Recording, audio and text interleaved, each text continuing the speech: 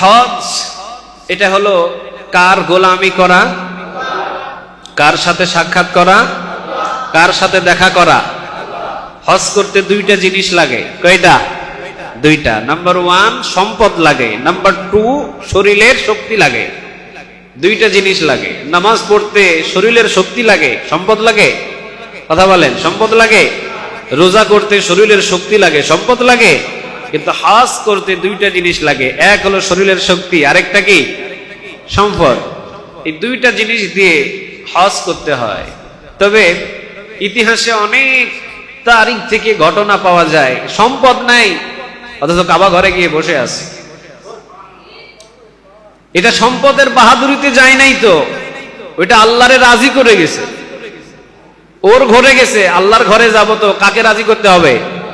আমার ঘরে আপনি আসবেন, আমার দাওয়াত যদি না পান আপনি আসতে পারবেন? আমার দাওয়াত পাইলেই না আপনি আসবেন, আমাকে রাজি করলে না আপনাকে আমি নিয়ে আসবো আমার বাড়িতে। আল্লাহর ঘরে যেতে হলে কাকে রাজি করতে হবে? আল্লাহকে রাজি করে অসংখ্য ঘটনা আছে এরকম। আমি গত জুমায় একটা বলেছি, গত জুমায় বলছি না একটা কথা, দারোয়ান চলে গেছে মালিকের আগে হজ করতে। কাকে রাজি করছে? কাকে রাজি করছে? আল্লাহকে রাজি করছে। আল্লাহর ঘরে যাওয়ার জন্য ওই আল্লাহকে রাজি করতে হবে। অনেক সময় সম্পদ থাকাকালীনও সেখানে যে পৌঁছা সম্ভব হয় না, আল্লাহকে রাজি করতে হবে। এইরকম অসংখ্য ঘটনা আছে। যেমন আব্দুল্লাহ বিন মুবারকের একটা ঘটনা আমরা তারিখ থেকে জানি। আব্দুল্লাহ বিন মুবারক অনেক বড় একজন আলেম ছিলেন। ওনাকে ওই জগতের আলেম ওলামারা ওনাকে এমন চোখে দেখতেন, উনি যখন কোনো মঞ্চে যেতেন, উনি যখন কোনো মজলিসে যেতেন, উনি যখন কোনো ময়দানে কথা বলতে যেতেন, ওনার সাইডে যে আলেমরা বসে থাকতো ওনারা বলতেন আমরা হলাম তারকা আর আব্দুল্লাহ বিন মুবারক হলেন চাঁদ। সুবহানাল্লাহ বলেন। চাঁদ দূর থেকে দেখা যায় অনেক বড়, ছোট না বড়? কথা বলেন, ছোট না বড়? আর তারকাগুলো কি ছোট ছোট দেখা যায় না? তো এইরকম ভাবে বোঝাতেন যে আব্দুল্লাহ বিন মুবারক হলেন চাঁদ আমাদের এই জায়গায়, আর আমরা হলাম তারকা, অর্থাৎ আমরা ছোট, আর আমাদের চাইতে আব্দুল্লাহ বিন মুবারক হলেন অনেক বড়।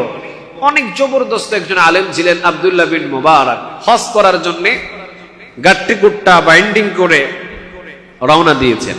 এর আগেও আমি হয়তো ইতিহাসটা বলেছি এখানে। রওনা দিয়েছেন, রওনা দিবেন, গাট্টি কুট্টা সব বাইন্ডিং করে রওনা দিয়েছেন তিনি। ইন দ্য মিন টাইম তার ছোট্ট ছেলেটা 7 বছরের কুচি এই সন্তানটা কান্না শুরু করেছে। কাঁদতে কাঁদতে নিজের দরজা দিয়ে প্রবেশ করছে ঘরের ভেতরে। আব্দুল্লাহ বিন মুবারক জিজ্ঞাসা করলেন বাবা কাঁদো কেন? কেউ মারছে নাকি? কেউ গালি দিয়েছে নাকি? অথবা কেউ তোমাকে ভয় দেখিয়েছে নাকি? অথবা কেউ তোমাকে ধমক দিয়েছে নাকি? তুমি কাঁদো কেন? আব্দুল্লাহ বিন মুবারক যখন নিজের ছেলেকে জিজ্ঞাসা করলেন, নিজের ছেলে ফোঁফায়া ফোঁফায়া কাঁদে। বাচ্চাগুলো যখন কান্নার ঝোঁক ওঠে, কান্নার ঝোঁকের সময় আর কোনো কথা মুখ দিয়ে বাহির হয়? বাহির হয় না। 2 বার জিজ্ঞাসা করলেন, 3 বার জিজ্ঞাসা করলেন আব্দুল্লাহ বিন মুবারক বাবা তুমি কাঁদো কেন? কোনো আওয়াজ নাই। একটু পরে আওয়াজ দিয়ে বললেন ওই পাড়ায় গিয়েছিলাম, আমাদের পাশের গ্রামে, মানে পাশের পাড়া, এই 4টা বাড়ি মিলে এইটা একটা বাড়ি, আবার ওই 4টা বাড়ি মিলে ওইটা আর একটা বাড়ি। আমাদের এলাকায় আছে না নাই? আছে, আছে। এইটা হলো অমুক বাড়ি, পণ্ডিত বাড়ি, ওইটা হলো শাহ বাড়ি, ওইটা হলো হাজি বাড়ি। এরকম এলাকা এলাকা ভাগ ভাগ আছে না নাই? বাবা অমুক এলাকায় গিয়েছিলাম, অমুক জায়গায় গিয়েছিলাম, অমুক বাড়িতে গিয়েছিলাম, দেখলাম তাদের বাড়িতে সুন্দর গোস্তের ঘ্রাণ বাহির হয়েছে, রান্না করা গোস্তের ঘ্রাণ বাহির হয়েছে।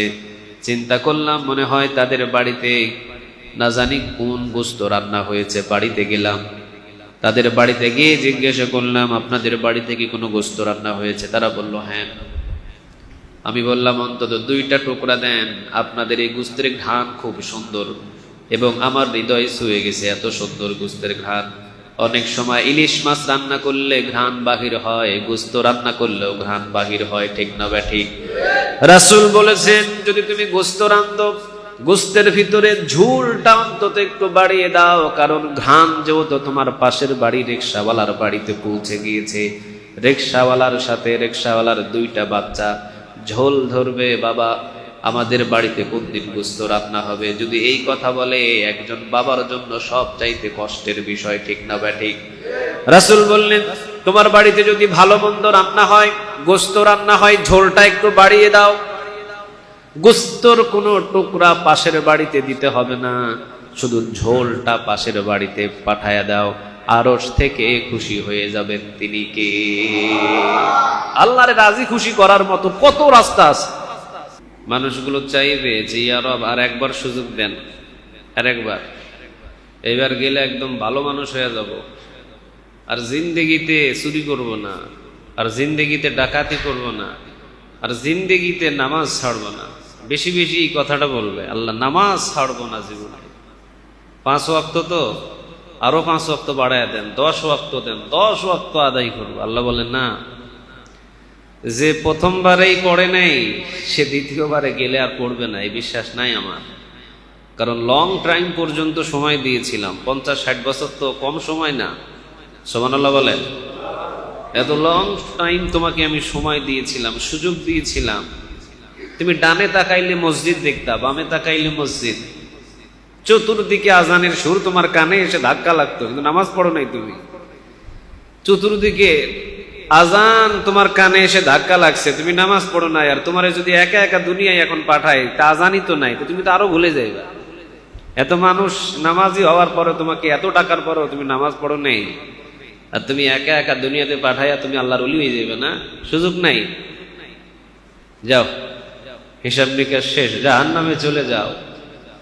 হয় জাহান্নামে দিবে, না হয় জান্নাতে দিবে, তবে দুনিয়াতে ফের আবার আসার কোনো সুযোগ নেই। তো এই জন্য আমরা একটু চিন্তা আর একটু ভাবনা করি। আমাদের সময় দিন দিন ফুরিয়ে যাচ্ছে। কেউ বলে যে বয়স বাড়ে, বয়স বাড়ে না, বয়স কমে, দিন দিন কমছে। আজকের দিনটা যে আপনার পার করছেন, এটা ফিরবে আপনার জীবনে না, এটা চলে যাচ্ছে। এই যে রমজান মাস গত হয়ে গেল, এটা শেষ আপনার হায়াত থেকে। আজকের সারা দিনটা 24 ঘন্টা আপনার জীবন থেকে, টাইম থেকে 24 ঘন্টা শেষ। এই 24 ঘন্টা আপনার কম বাঁচবেন এখন। 24 ঘন্টা ফুরিয়ে গেল আপনার হায়াত থেকে। কি করলেন এই মূল্যবান হায়াত?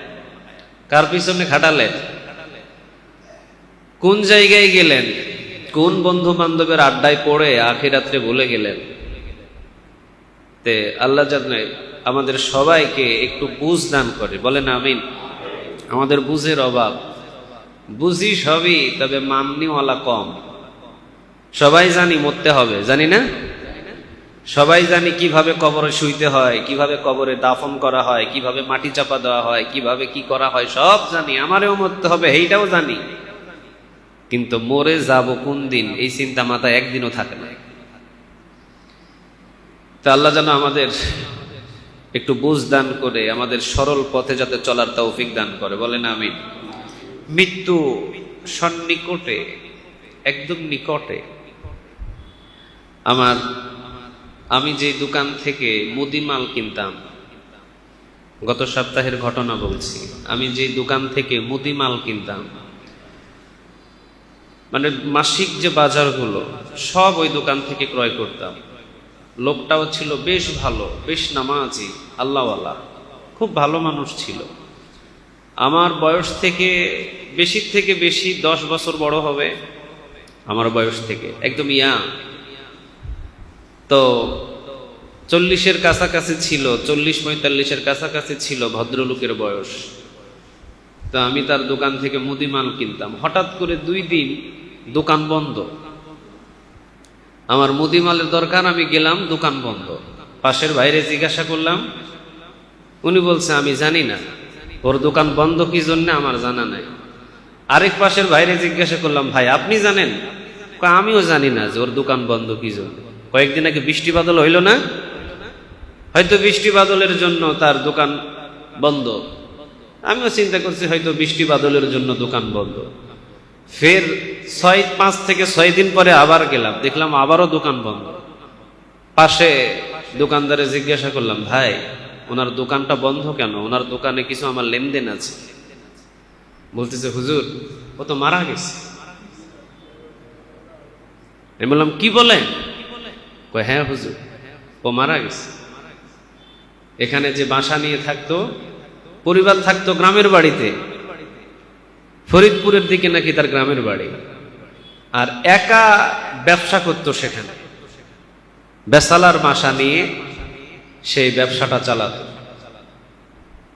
তো বাসার ভিতরে কি হয়েছে না হয়েছে, হয়তো স্টক করেছে, ব্যবসার চাপেই হোক, তার সময় হয়তো ফুরিয়ে গেছে, যে কোনো একটা ওসিলা মারা গেছে, দাফনও হয়ে গেছে গ্রামের বাড়িতে, আমি জানিই না, আমরা পাশের দোকানদারও জানে না। 4-5 দিন পরে খবর পাইছে সে মারা গেছে। পরে তার ছেলে ছিল অল্প বয়স, ছেলেটা এসে যাদের কাছে পাওনা দাওনা কম বেশ ছিল এগুলো এখন নিতেছে। এখন চিন্তা করলাম আমি, হাইরে, দেখলাম আগের দিন দোকানে, পরের দিন আইসা দেখি দোকান বন্ধ, 2 দিন খবরও নাই, 6 দিন পরে গিয়া জানতেছি লোকটাই নাই। দোকানের জায়গায় দোকান, সম্পদের জায়গায় সম্পদ, কাস্টমারের জায়গায় কাস্টমার পড়ে রইল, কিন্তু মালিকটারে উঠায় নিল, তিনি কে? এটাই নিয়ম, এটাই নিয়ম। সময় থাকতে আমরা বুঝি না আমাদের যে কতটা মূল্যবান একটা সময়, সময়টা আমরা বুঝিই নেই যে কি সময় আমি পার করছি। যদি বুঝতেন তাহলে হাতের ভেতরে একটা তসবিহ নিয়ে 24 ঘন্টা কথা বাদ দিয়ে শুধু সুবহানাল্লাহ পড়তেন, এত হাসাহাসি করতেন না। 2 রাকাত নামাজ বেশি পড়ে এরপরে মসজিদ থেকে বাহির হতেন, আগেই দৌড় দিতেন না। আরেকটা খুব কষ্ট পেলাম আমি আরেকটা ঘটনা শুনে। আমার বাসার পাশেই যে মসজিদ, ওই মসজিদে আমি তো 5 ওয়াক্ত নামাজ জামাতে আদায় করি। তো ইমাম সাহেব আর মুয়াজ্জিন সাহেব, মুয়াজ্জিন উনি ওনার দোকান, একটা মসজিদের সিঁড়ি রুম থাকে না, সিঁড়ি রুম। ঘটনাগুলো কেন বলছি আপনাদের কাছে, কারণ এগুলো ঘটছে, সত্য ঘটনা, চোখে দেখা, এই জন্য আমি বলছি। সিঁড়ির রুমে উনি আতরের ব্যবসা করে মুয়াজ্জিন। কয় টাকাই বা বেতন পায়? 13,000 টাকা তার বেতন। তো মুয়াজ্জিনের বেতন 13,000 টাকা, শহরে থাকতে গেলে 13,000 টাকা তার কিছুই না। মসজিদ কমিটি তাকে একটা সুযোগ দিয়েছে, মসজিদের সিঁড়ির রুমে আতর দোকান করার জন্য তাকে একটা সুযোগ দেওয়া হয়েছে। মসজিদের সিঁড়ির রুমে উনি আতরের দোকান করেন। তো ওনার ডান পায়ে দীর্ঘদিন যাবৎ ব্যথা ছিল, ছোট্ট একটা ঘা ছিল, ফোড়ার মতো একটা ঘা, দেখাই নাই, কাউরেই দেখাই নাই, কিন্তু ওটা নাকি ব্যথা ছিল দীর্ঘদিন। গত সপ্তাহে আমি শুনতেছি ওনার দোকান টানা 1 সপ্তাহ বন্ধ, আবার ওনার আজানও শুনি না। তো মসজিদে অন্যজন আজান দেয়, আমি জিজ্ঞাসা করলাম না, মনে হয় ছুটিতে গিয়েছে। ইমাম সাহেবকে জিজ্ঞাসা করলাম, কই আমাদের মুয়াজ্জিন সাহেব কই? আমি একটু মজা করতাম মাঝে মাঝে যে মুয়াজ্জিন সাহেব কই, কাবা ঘরের মুয়াজ্জিন কই? তে ইমাম সাহেব আমাকে বলতেছে, হুজুর মুয়াজ্জিন সাহেব আর মনে হয় মুয়াজ্জিনই করতে পারবে না। আমি বললাম কেন? কয় ওনার ডান পাটা কেটে ফেলা হয়েছে। ওনার ডান পা কেটে ফেলা হয়েছে হাঁটু পর্যন্ত, ওটা ক্যান্সারে আক্রান্ত হয়েছিল, গুরুত্ব করে নাই হয়তো, কেটে ফেলা হয়েছে। তাকে দেখতে গেলাম, উনার আকুতি মিনতি। উনি এখন বলছেন, হুজুর কত মজা পেতাম আজান দেওয়ার পর জামাতে নামাজ আদায় করতে, রুকু করতে, সেজদা করতে। এখন এই রুকু আর সেজদা থেকে আল্লাহ আমাকে ফিরে আনিল, আর আমি রুকু করতে পারবো না, আর আমি সেজদা করতে পারবো না। আমার যে আগে নামাজের স্বাদ, এই স্বাদ আমি আর পাবো না। আমার হাত ধরে ডুবরে ডুবরে কাঁদছে। তখন আমার বিবেকে একটা চিন্তা হলো যে আজকে সুযোগ পেয়েছি আমি নামাজ পড়ার, পড়ি নাই, কিন্তু এমন একটা দিন আসবে হসপিটালে শুয়ে থাকতে হবে, আর সুযোগও পাবো না, আর সুযোগ থাকবে না। তো এই 2টা ঘটনাটা আমার নিজে চোখে দেখা, নিজে চোখে দেখলাম। তো এই জন্য আজ থেকে একটা জিনিস চিন্তা করেন, সুখে থাকলেও আল্লাহকে ডাকতে হবে, কষ্টে থাকলেও কাকে ডাকতে হবে? সম্পদ থাকলেও আল্লাহকে ডাকতে হবে, সম্পদ না থাকলেও কাকে ডাকতে হবে? অসুস্থ থাকলেও আল্লাহকে ডাকতে হবে, সুস্থ থাকলেও কাকে ডাকতে হবে? খেয়ে থাকলেও আল্লাহকে ডাকতে হবে, উপাস থাকলেও কাকে ডাকতে হবে? এই চিন্তাটা আজ থেকে রাখবেন। খেয়েছেন, তারপরও আল্লাহকে ডাকতে হবে। খান নাই, আল্লাহকে ডাকতে হবে।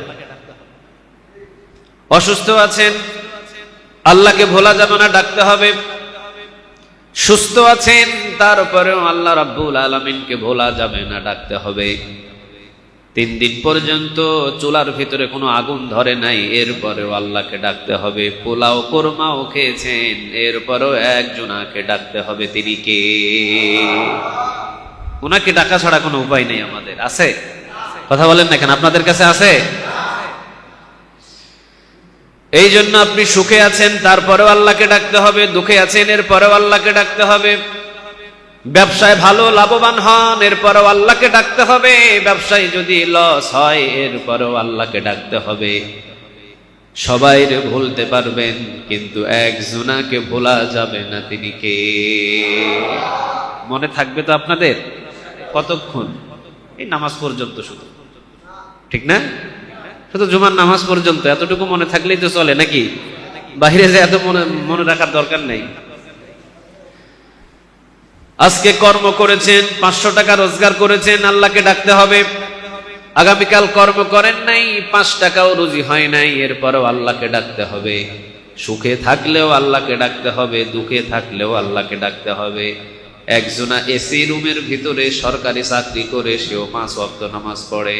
আর আপনি যদি বলেন ওর জন্য নামাজ, আর আমি তো শুধু মাঠে কর্মে কাজ করি, না আমার জন্য নামাজ না, আপনি ভুল করছেন। এসি রুমে যে বসে আছে, ওর জন্য যতটুকু দায়িত্ব নামাজের, আপনি মাঠে মর্মে কাজ করছেন, আপনার উপরেও ততটুকুই দায়িত্ব দিয়েছেন। তিনি কে?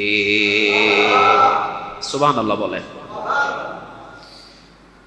আইয়ুব আলাইহিস সালামের নাম শুনছেন না আপনারা? উনি কি ছিলেন? আপনাদের এলাকার চেয়ারম্যান, ওই পাড়ার আইয়ুব, ওই বাজারে দোকান করে, কে? আইয়ুব আলাইহিস সালাম। উনি কি ছিলেন? আলাইহিস সালাম বলতেছি, তাও বুঝতেছেন না? আইয়ুব আলাইহিস সালাম, আলাইহিস সালাম বললেই তো বুঝতে হবে উনি একজন পয়গম্বর ছিলেন, উনি একজন নবী ছিলেন। উনি কি ছিলেন? নবী ছিলেন। নাম কি? আইয়ুব আলাইহিস সালাম। 75 বছর পর্যন্ত আল্লাহ তাকে রাজপ্রাসাদ দিয়েছেন। 75 বছর, 75 বছর পর্যন্ত তাকে রাজপ্রাসাদ দিয়েছেন। দামি দামি খাবারগুলো আইয়ুব আলাইহিস সালামকে খাওয়াইছেন। তিনি কে?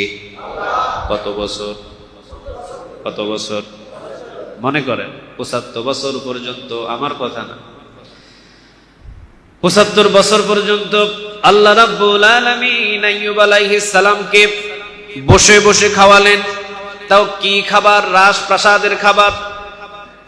1 রকম 2 রকমের খাবার দিয়ে তার সকাল দুপুর রাত যেত না। কয়েক রকমের খাবার খেয়ে তিনি রাত দুপুর পার করতেন। নরম বিছানার ব্যবস্থা করে দিয়েছিলেন। তিনি কে? রাজপ্রাসাদ। তো আইয়ুব আলাইহিস সালাম তিনি 75 বছর পর্যন্ত রাজপ্রাসাদে বসবাস করলেন। দামি দামি খাবার, দামি দামি খাবার খেলেন তিনি, দামি দামি পোশাক পরলেন তিনি, দামি দামি যানবাহনে চড়লেন তিনি, দামি দামি আতর সুরমা ব্যবহার করলেন তিনি, দামি দামি পোশাক ব্যবহার করলেন তিনি। সেই ছন্দে সুন্দর একটা জীবন 75 বছর পর্যন্ত পার করলেন। আইয়ুব আলাইহিস সালামের জীবনী পড়লাম, আইয়ুব আলাইহিস সালামের জীবনী পড়ে অবাক হয়ে যাবেন। আইয়ুব আলাইহিস সালামই যখন তিনি গোসল করতে যেতেন, গোসল করার নিয়ম হলো, যখন আমরা কোনো নদী অথবা যখন কোনো পুকুরের ভিতরে গোসল করতে যাই, তখন কিন্তু কাঁধের উপরে একটা লুঙ্গি অথবা গামছা রাখি, ঠিক না ব্যাঠিক? আইয়ুব আলাইহিস সালামও ঠিক গোসল করার জন্য রওনা দিয়েছেন বাহিরে। আইয়ুব আলাইহিস সালাম গোসল করতে নামবেন, ইন দ্য মিন টাইম আসমান থেকে স্বর্ণের ফড়িং আইয়ুব আলাইহিস সালামের সামনে ফেলে দিয়েছেন। তিনি কে? ফড়িং। ফড়িং চিনেন আপনারা? আমরা যে ছোটবেলা ওই যে ফড়িং ধরতাম, ফড়িং গুলো ধরে ওর পিছনে সুতা বাঁধা আবার ছেড়ে দিতাম। আপনারা ফড়িং চিনেন না? এই যে মাঠে মানে গাছ, ছোট ছোট ছোট ছোট গাছটা আছে বা মাঠের ভিতরে থাকে ফড়িং, যে 2টা ডানা থাকে 2 পার্শ্বে, ছোট ছোট স্বর্ণের ফড়িং। 1টা 2টা না, শত শত স্বর্ণের ফড়িং আইয়ুব আলাইহিস সালামের সামনে আল্লাহ রাব্বুল আলামিন আসমান থেকে আইয়ুব আলাইহিস সালামের সামনে ঝরঝর ঝরঝর ঝরঝর করে ফেলে দিলেন। আইয়ুব আলাইহিস সালাম স্বর্ণের ফড়িং দেখে সাথে সাথে আইয়ুব আলাইহিস সালাম নিজের লুঙ্গির ভিতরে সব কটা ভরে নিলেন। একটা ফড়িংও সেখানে ফেলে রাখেন নাই। গোসল বাদ দিয়ে ফড়িংগুলো লুঙ্গির ভিতরে নিয়ে আইয়ুব আলাইহিস সালাম তার রাজপ্রাসাদে আসলেন।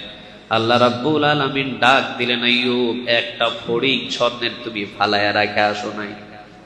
যা দিলাম সব নিয়ে আসলা রাজপ্রাসাদে। আইয়ুব আলাইহিস সালাম তিনি বললেন, রব্বে কারীম, আপনি দিয়েছেন আর আমি আইয়ুব নিয়েছি। ভুল আমি কোথায় করলাম? আমি তো আপনার নিয়ামতের শুকরিয়া আদায় করেছি, এটা তো বাদ দিনে। আমি যদি ফড়িংগুলো নঙ্গিতে করে নিয়ে যদি বাড়িতে আসতাম আর যদি আপনার শুকরিয়া নিয়ামতের শুকরিয়া আদায় না করতাম, তাহলে আপনি রাগ হতেন। কিন্তু আপনি আগে বলেন, আপনি দিয়েছেন আমি নিয়েছি, দিয়েছেন নিয়েছি সমান সমান, কিন্তু মাঝখান দিয়ে যে আমি নিয়ামতের শুকরিয়াটা আদায় করলাম, এটাতে বলেন আমি কি ভুল করছি? আল্লাহ রাব্বুল আলামিন বললেন, না আইয়ুব, আমি খুশি হয়েছি, আমি দিয়েছি তুমি নিয়েছো, কিন্তু মাঝখান থেকে তুমি যে নিয়ামতের শুকরিয়া আদায় করেছো, এই জন্য আমি আল্লাহ খুশি হয়েছি। সুবহানাল্লাহ বলেন। ৭৫ বছর যখন বয়স হলো, রাজপ্রাসাদ আল্লাহ কেড়ে নিলেন। দেখেন এবার ৭৫ বছর বয়স, ৭৫ বছর পর্যন্ত রাজপ্রাসাদে রাখলেন, ভালো ভালো খাবার খাওয়ালেন, স্বর্ণের ফড়িং দিলেন, কিন্তু আল্লাহ রাব্বুল আলামিন এখন রাজপ্রাসাদ দিয়ে দিলেন। পরনের দামি জামাটা খুলে নিলেন, দামি খাবার খেয়ে দামি খাবার সামনে থেকে নিয়ে নিলেন, জঙ্গলের ভিতরে জায়গা দিলেন, শরীরের ভিতরে পোকা লাগায়া দিলেন। তিনি কে? টানা 18 বছর। কত বছর? 18 বছর। এখন আবার জঙ্গলে ফালাইলেন। ৭৫ বছর রাজপ্রাসাদে আর 18 বছর কোথায়? জঙ্গলে। 18 বছর জঙ্গলে ফালানোর পর এবার লম্বা ঘটনা, আইয়ুব আলাইহিস সালামকে আবার আল্লাহ সুস্থ করে দিলেন। সুবহানাল্লাহ। পুরা শরীরের ভিতরে পোকা ধরিয়ে দিয়েছিলেন, জিহ্বার ভিতরেও পোকা লেগেছিল, কিন্তু আইয়ুব আলাইহিস সালাম জিহ্বার পোকাটাকে বারণ করেছিলেন আর বলেছিলেন, জিহ্বাটা অন্তত পোকা থেকে আল্লাহ রাব্বুল আলামিন আমার জিহ্বাটাকে একটু রক্ষা করেন, কেননা এই জিহ্বা দিয়ে আমি কারো জিকির করি না, একজনের নিয়ামতের শুকরিয়া আদায় করি। তিনি কে? আল্লাহ, অন্তত জিহ্বাটারে আপনি একটু সুস্থ রাখেন। আমার পুরো শরীরের ভিতরে যেখানে যত পোকা থাকুক অসুবিধা নাই, কিন্তু অন্তত এটা দিয়ে তো তোমার নিয়ামতের জিকির করি, এটা অন্তত সুস্থ রাখেন। আল্লাহ খুশি হয়ে গেলেন। 18 বছর জঙ্গলে ফালালেন, রাজপ্রাসাদে ৭৫ বছর, 18 বছর জঙ্গলের ভিতরে এত কষ্ট দিলেন যা শেষ নাই। আমাদের পুরা বাংলাদেশ মিলে ওইরকম কষ্টের মানুষ একটাও নেই, পাওয়া যাবে না। সারা পৃথিবী মিলে খুঁজলে পাওয়া যাবে কিনা সন্দেহ আছে, নাই। 18 বছর পর্যন্ত পোকা দিয়ে খাওয়ানোর পর 18 বছর পর্যন্ত এই কি করতেছেন? কি এটা? 18 বছর পর্যন্ত পোকা মাকড়ের সাথে বসবাস করার পর আল্লাহ তাকে সুস্থ করে দিলেন। এখন আইয়ুব আলাইহিস সালাম আল্লাহকে একটা কথা জিজ্ঞাসা করতেছেন, কি দেখেন? আইয়ুব আলাইহিস সালাম বলতেছেন, আল্লাহ, আপনার কি লাভ হলো আপনি বলেন। সুবহানাল্লাহ বলবেন না? কথাটা কি বুঝতেছেন?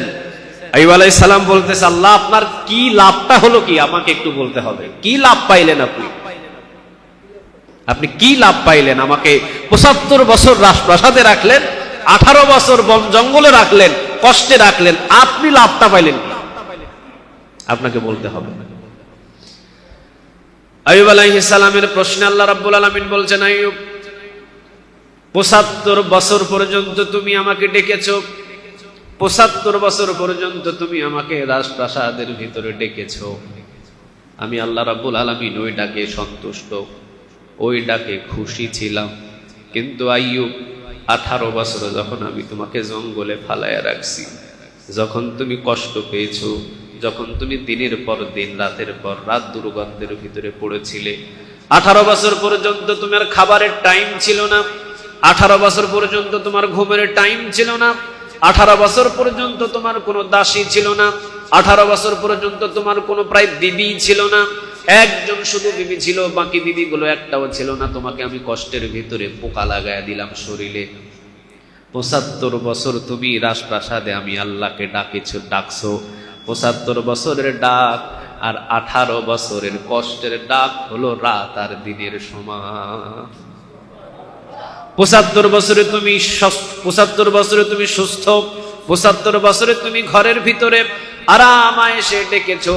আল্লাহি আমি আল্লাহর জাতের কসম করে বলছি, 75 বছর তুমি যে ডাকছো আমি আল্লাহ রাব্বুল আলামিনকে, ওই ডাক আর তুমি কষ্টের ভিতরে যে 18 বছর ডাকছো, 75 বছরের ডাকের চাইতে 18 বছর এই ডাকের নিষ্ঠাটাই এবং এই ডাকের সম্ভাবনা এবং এই ডাকের উত্তকতা অনেক বেশি। সুবহানাল্লাহ বলেন। কোথায় 75 বছর তুমি আমি আল্লাহকে ডাকলাম, আর এদিকে 18 বছর তুমি কষ্টের ভিতরে ডাকলা। 75 বছর ডাকার চাইতে 18 বছর ডাকার ভিতরে মধু বেশি পাইছেন তিনি কে? তাহলে কষ্টের ভিতরে ডাকলে হেটারে পছন্দ করে কে বলেন দেখি, আরো জোরে বলেন কে? এই জন্য যে কথাটা আমি বললাম, সুখে থাকলেও আল্লাহকে ডাকবেন, দুঃখে থাকলেও একজনকে ডাকবেন, তিনি কে? তবে একজনকে ভোলা যাবে না, কে তিনি? খবরদার আল্লাহকে বলবেন তো সব শেষ হয়ে যাবে, সব কিছু ভুলে যান, একজনকে ভোলা যাবে না, তিনি কে? আল্লাহ আমাদের সবাইকে আল্লাহকে 24 ঘন্টা মনে রাখার তৌফিক দান করুক, বলেন আমিন। চলেন আমরা আলোচনায় ঢুকে যাই। একটা পয়েন্ট আপাতত আমরা শেষ করলাম, কাকে ভোলা যাবে না? কাকে ভোলা যাবে না? ছেলেরে বলেন, মেয়েরে বলেন, বিবিরে বলেন, জামাইরে বলেন, সব কিছু ভুলে যান, আল্লাহরে মনে রাখেন। মনে রাখেন যে আপনি জীবনের সব কিছু পেয়ে যাবেন। আল্লাহ আমাদের সবাইকে তার গোলাম হিসাবে কবুল করুক, বলেন আমিন। হজের মৌসুম চলছে, জিলহজ মাসের 10 দিনই আমরা রোজা রাখবো। কয়দিন? 10 দিন। তো জিলহজ মাসে যদি জুমাবারে যদি চাঁদ উঠে জুমাবারের রাতে, তাহলে জুমাবারে একটা হবে। 10 দিনই আমরা ট্রাই করব রাখার জন্য, চেষ্টা করব রাখার জন্য। আর 10 দিন যদি না পারি তাহলে কয়দিন করব?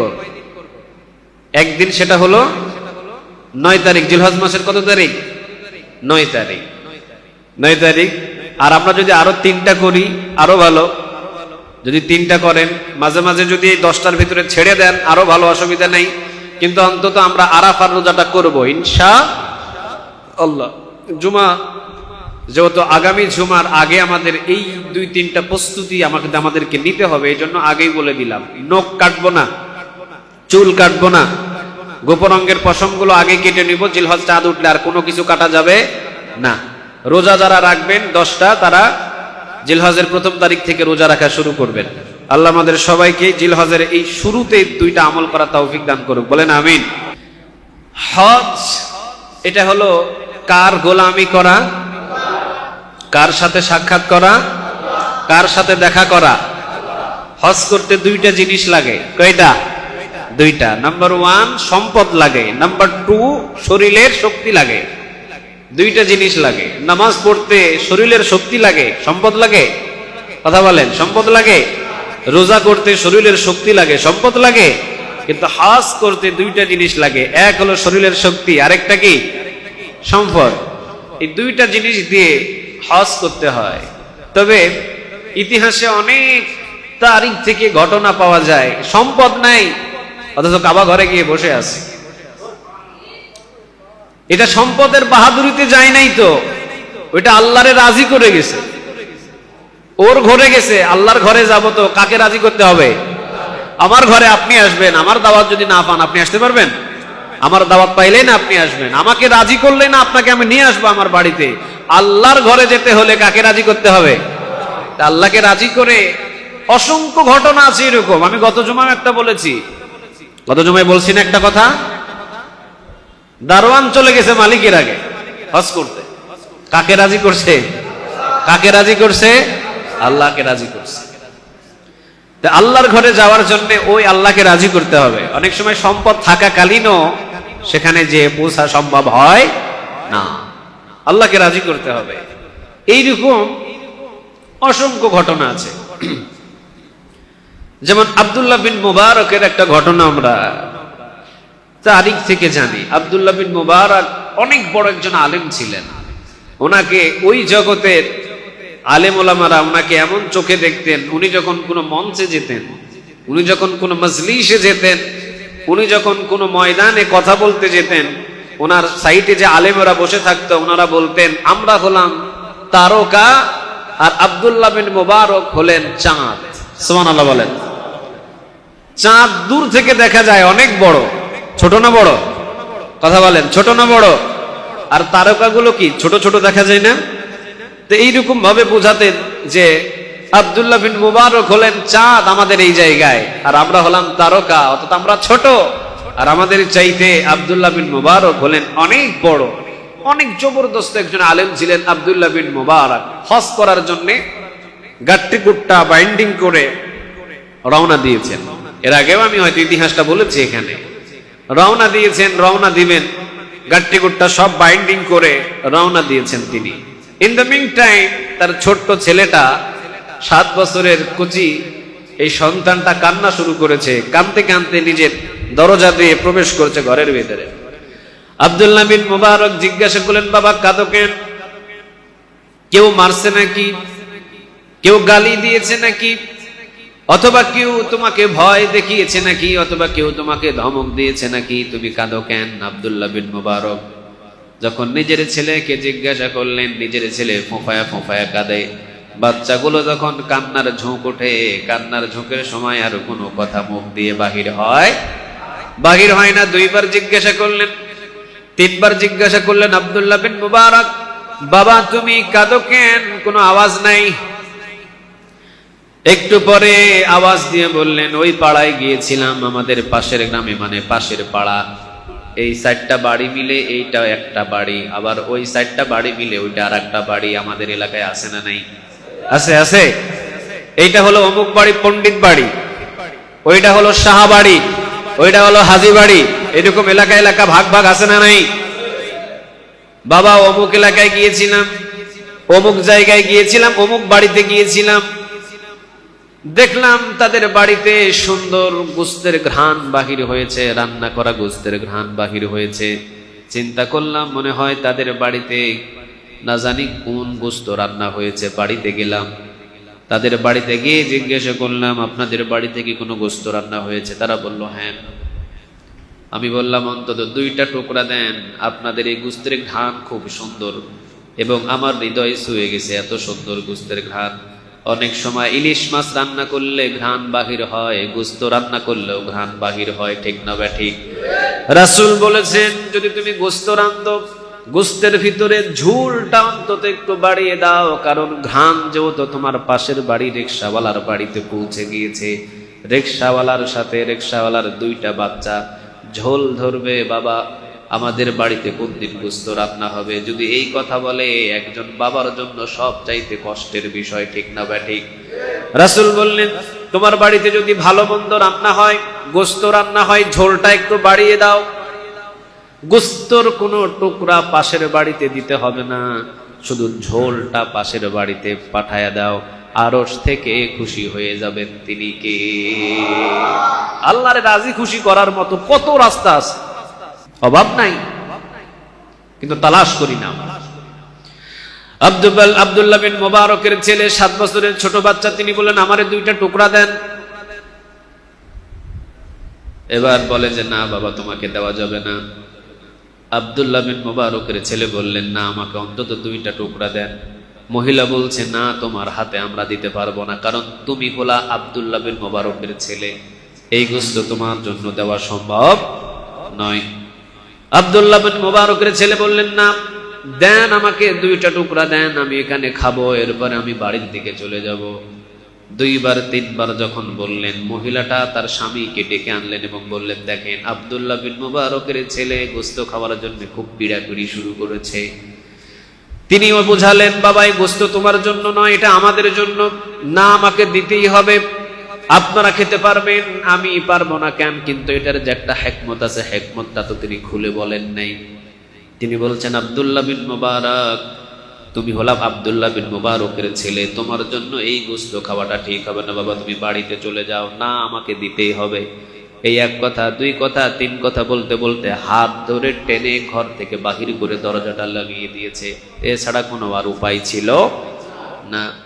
7 বছরের ছেলে কান্না শুরু করলেন, কেঁদে কেঁদে নিজের বাবাকে বিচারগুলো দিচ্ছেন, আমাকে হাত ধরে টেনে ঘর থেকে বাহির করে দিয়েছে, বাবা আমাকে গোশত দেয় নাই। আব্দুল্লাহ বিন মুবারক বললেন, চলো তো দেখি কোন বাড়িতে গোশত রান্না হচ্ছে, 2টা টুকরো আমার ছেলেকে দিলে কি এমন ক্ষতি হবে, কেন তারা হাত ধরে বাহির করেছে, চলো একটু যাই। নিয়ে গেলেন। আব্দুল্লাহ বিন মুবারক হজ করার জন্য যেই গাট্টি গুট্টাটা বেঁধেছিলেন, বস্তা গাট্টি গুট্টা রাখলেন তিনি। রাখার পরে ছেলের হাত ধরে বললেন, চলো কোন বাড়িতে, নিয়ে গেলেন। নেওয়ার পরে দরজার বাহিরে সালাম দিলেন, সালামের উত্তর ভিতর থেকে আসলেন। আব্দুল্লাহ বিন মুবারক বললেন, এই ছেলেকে আপনারা কি চিনেন? তারা বললেন, হ্যাঁ, এটা আপনার ছেলে। তাহলে একটা 2টা টুকরা গোশত দিলে কি এমন ক্ষতি হতো? চোখের পানি ছেড়ে দিয়ে বললেন আব্দুল্লাহ বিন মুবারক, এই গোশতটা আমাদের জন্য যদিও খাওয়া হালাল হবে, কিন্তু আপনাদের জন্য এই গোশতটা হারাম। আমরা খেতে পারবো, আমরা যদিও গরিব মানুষ, কিন্তু আপনি কিভাবে এই গোশত খাবেন? আপনার ছেলেকে আমরা কিভাবে হারাম গোশতটা খাওয়ায় আপনি বলেন? তারা বলতে, আব্দুল্লাহ বিন মুবারক বললেন, কেন হারাম, কি জন্য হারাম, কি জন্য হারাম হবে এই গোশত একটু খোলাসা করে বলো। স্বামী এবার চোখের পানি ছেড়ে দিয়ে স্ত্রী আর স্বামী দুইজনে বললেন, 3 দিন যাবৎ দাঁড়ে দাঁড়ে ঘুরেছি, মানুষের ভিক্ষা করি নেই, কোনো মানুষের কাছে হাত পাতি নেই, কারণ হাত পাতাটা একটা নির্লজ্জের কাজ, ঠিক না বা ঠিক? কারো কাছে হাত পাতি নাই। শরীরের ভিতরে শক্তি ছিল, এই জন্য মানুষের কাজ করার জন্য 3টা দিন দাঁড়ে দাঁড়ে ঘুরেছি, বাহির হয়েছি। 3 দিন কোনো কাজ এলাকার ভিতরে আমি খুঁজে পাই নাই। চিন্তা করলাম, এই 3টা দিন আমার ছোট্ট ছোট্ট বাচ্চাদের মুখে পানি ছাড়া দ্বিতীয় কোনো খাবার আর আমি দিতে পারি নাই। চিন্তা করলাম, 3 দিন কোনো কাজও করতে পারি নাই, বাজার থেকে কোনো বাজারও ক্রয় করতে পারি নাই। চলে গেলাম আমি অমুক এলাকায় কাজ করার জন্য, কিন্তু কাজ সেখানেও পাই নাই। সেখান থেকে আসার সময় দেখলাম একটা অনেক বড় একটা গরু সেখানে মৃত হয়ে পড়ে আছে। চিন্তা করলাম, অন্তত মৃত গরুর গোশতটা কেটে নিয়ে বাড়িতে যাই, 3 দিন পর অন্তত বাচ্চাদের মুখে এই মরা গরুর গোশতটা উঠাইয়া দিব। আল্লাহু আকবার বলে। অবাক হয়ে আব্দুল্লাহ বিন মুবারক তাকিয়ে রইলেন, সর্বনাশ। 3 দিন আমার বাড়ির পাশের বাড়ির মানুষ 3 দিন পর্যন্ত অনাহারে বসে আছে, বাচ্চাগুলো খাবার খায় নাই, আর আমি হজ করার জন্য গাট্টি গোট্টা বেঁধে রওনা দিয়েছি। আরে আমি তো বড় হজ একবার করেছি, আর আমি এখন পর্যন্ত যেই হজগুলো করেছি এগুলো আমার জন্য নফল হজ হবে। যায় বাড়িতে গিয়ে টাকাগুলো সমস্ত নিয়ে সাথে সাথে স্বামীর হাতে এবং স্ত্রীর সামনে টাকাগুলো দিয়ে বলছে, এই টাকাগুলো আমি দিয়ে দিলাম, আমার হজে যাওয়ার ইচ্ছা ছিল, হজের টাকা আপনাদের দিলাম, তবে এই টাকা কোনো দিন আর আমার কাছে ফিরিয়ে দেওয়ার দরকার নাই। ব্যবসা করো অথবা যে কোনো খামার করো, অথবা যে কোনো উট কিনো, গাভী কিনো, যে কোনো কিছু করে তোমরা চলো, সমস্ত হজের টাকা আমি তোমাদেরকে হাদিয়া দিয়ে দিলাম, দান করে গেলাম, এটার বিনিময়ে আমাকে কোনো কিছুই দিতে হবে না। এই বছরে আমি আর হজ করতে যাব না, যাও। কিন্তু প্রতি বছরে আব্দুল্লাহ বিন মুবারক হজ করতে যেতেন, এই বছরে তিনি যান নাই। 45 দিন পর, 40 থেকে 45 দিন পর তার একটা বন্ধু এসে আব্দুল্লাহ বিন মুবারককে এসে জিজ্ঞাসা করেছেন, দোস্ত, হজ থেকে কোন দিন আসলেন? হজ থেকে আপনি কোন দিন আসলেন? আপনার আসার দিনটা কোন দিন ছিল? আব্দুল্লাহ বিন মুবারক বললেন, না দোস্ত, এই বছরে তো আমি হজ করতে যাই নাই। আব্দুল্লাহ বিন মুবারকের দোস্ত বলতেছে, কি বলেন? আমি তো নিজে চোখে দেখলাম, আমার সামনে আপনি তাওয়াফ করছিলেন, আমি তো নিজে চোখে দেখলাম। সাফা থেকে মারওয়া, মারওয়া থেকে সাফা, আমি যখন সাই করছিলাম আপনি আমার সামনেই ছিলেন, আমি তো নিজে চোখে দেখলাম। বিনাই আপনাকে নিয়ে আমি একসাথে প্রায় আমার সামনে সামনে আপনি ছিলেন, শয়তানকে পাথর মারার সময় আমি নিজে চোখে আপনাকে দেখলাম, আর আপনি এখন বলছেন যে আপনি নাকি হজ করতে যান নাই। কেন লুকাইতেছেন আপনি বলেন, কোন দিন আসলেন? আব্দুল্লাহ বিন মুবারক সত্য কথাটাই বলে দিলেন, ভাই এই বছরে আমি হজ করার জন্য সত্য সত্য যাই নাই, সমস্ত টাকা একজন গরিব মানুষকে দান করে দিয়েছি। ইচ্ছা ছিল যাওয়ার জন্য কিন্তু যেতে পারি নাই। ইচ্ছা ছিল যাওয়ার জন্য, যেখানে গেলে 1 রাকাত নামাজ যদি আদায় করি তাহলে 1 লক্ষ রাকাতের নেক আমাদের আমল নামায় জমা করে দিবেন তিনি কে? এমন জায়গা যেতে কার না মন চাই দোস্ত আপনি বলেন? কিন্তু আমার পাশের বাড়ির মানুষ না খেয়ে থাকবে আর আমি গিয়ে হজ করতে যাব, এটা তো আমার জন্য নফল হজ। আমি মনে করেছি এই বছরের টাকাটা আমি দিয়ে দিই, এই জন্য আমি যাই নাই। রাতের বেলা স্বপ্নে দেখানো হচ্ছে, আব্দুল্লাহ বিন মুবারক তুমি হজ করতে যাও নাই, তাতে কি হয়েছে? তোমার যে হজের টাকাটা দান করেছো, এই দানে এতটা খুশি হয়েছে আর সে আজিমের মালিক যে এটার কারণে একজন ফেরেশতাকে তোমার রূপ ধারণ করায় তোমার হজটা পালন করিয়েছে। একটা জিনিস মনে রাখবেন, সেই জিনিসটা হলো ইচ্ছা যদি আল্লাহর কাছে করেন, যে কোনো মাধ্যমে ইচ্ছাটা পূরণ করায় দিতে পারেন তিনি কে? কিন্তু কোনোদিন কি বলছেন আল্লাহ হজের জন্য আমারে কবুল করো? বলছেন কোনোদিন? কথা বলেন, বলছেন কোনোদিন? বলেন নাই। তাহলে নিয়ে যাবে কিভাবে বলেন না? তাহলে আজ থেকে আমরা নিয়ত করবো আল্লাহ যাতে আমাদের হজ করার তৌফিক দান করে। একটু আমিন বলেন তো দেখি, আর একবার বলেন তো দেখি আমিন। আল্লাহ রাব্বুল আলামিন আমাদের সবাইকে হজ করার তৌফিক দান করুক, বলেন আমিন। সময় সুযোগ বুঝে যাবেন তো ইনশাআল্লাহ? কথা বলেন, যাবেন তো ইনশাআল্লাহ? একজন রাখাল তারিখ থেকে বলছি, হযরত ইদ্রিস কান্দলবি রাহিমাহুল্লাহ তিনি এই ঘটনাটা বলেছিলেন। একজন রাখাল তার উস্তাদের আগে তিনি কাবা চত্বরে হজ করার জন্য উপস্থিত হয়ে গেছে। লম্বা একটা ঘটনা আছে এটা, কিন্তু ইচ্ছা পোষণ করতে হবে, ইচ্ছা থাকতে হবে। সে ছিল সাধারণ একজন রাখাল ছিল হযরত ইদ্রিস কান্দলবি রাহিমাহুল্লাহ। তিনি তার মাদ্রাসা থেকে গাট্টি গোট্টা নিয়ে, ওই জমানায় তো লঞ্চ করে হজে যাওয়া হতো, জাহাজ করে হজে যাওয়া হতো। জাহাজের ভিতরে উনি রওনা দিয়েছেন হজ করার জন্য। তে হাজী সাহেব হয়তো 100 ছিল, 50 জন ছিল। এদের গাট্টি গোট্টা কম না বেশি? অনেক বেশি ছিল। এদের গাট্টি গোট্টাটা উঠায়া দেওয়ার জন্য লোক লাগে। এই রাখাল গাট্টি গোট্টা উঠায়া দিতে, ওই যে বাদাম বিক্রেতা, ডিম বিক্রেতা, ডাব বিক্রেতা অনেক সময় লঞ্চের ভিতরে থাকে না? কথা বলেন না কেন, থাকে না? এ রাখাল উঠে গেছে লঞ্চে। এ রাখাল উঠে যাওয়ার পরে রাখালও এই লঞ্চের উপরে করে চলে গেছে একদম জিদ্দায়। জিদ্দায় যাওয়ার পরে এ রাখাল এখন হজ করার জন্য সবাই রওনা দিতে, কাগজপাতি জমা দেয়। এর কাছে কি নাই? কাগজই তো নাই, এ কেমনে যাবে? কিন্তু ইচ্ছা